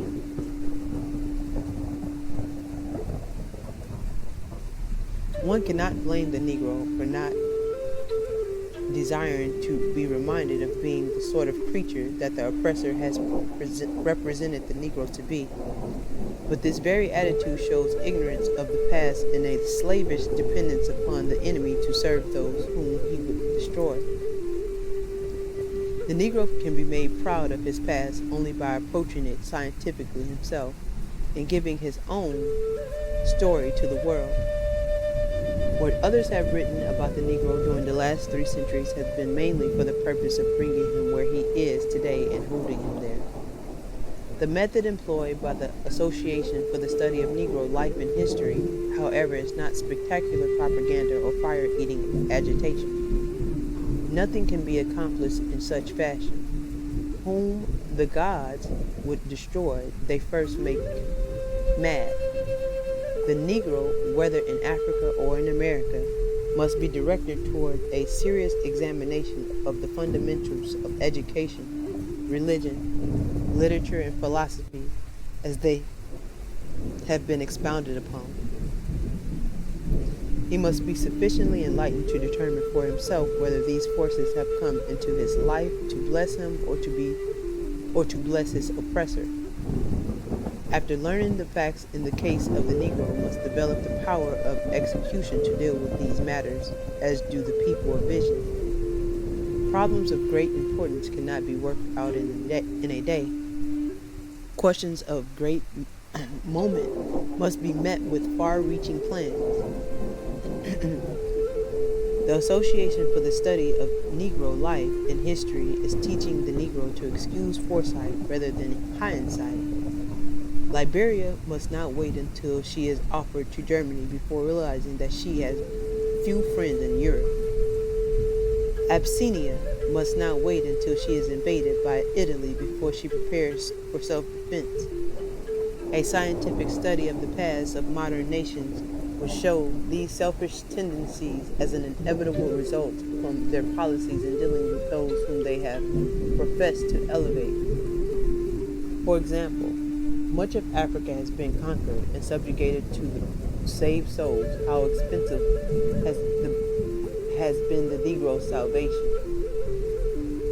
One of the strong arguments for slavery was that it brought the Negro into the light of salvation, and yet the Negro today is all but lost.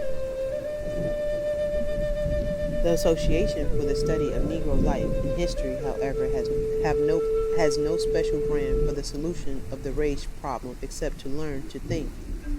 No general program of uplift for the Negroes in all parts of the world will be any more successful than such a procedure would be in the case of members of other races under different circumstances. What will help a Negro in Alabama may prove harmful to one in Maine. The African Negro may find his progress retarded by applying methods used for the elevation of the Negro in America. A thinking man, however, learns to deal wisely with conditions as he finds them rather than to take orders from someone who knows nothing about his status and cares less.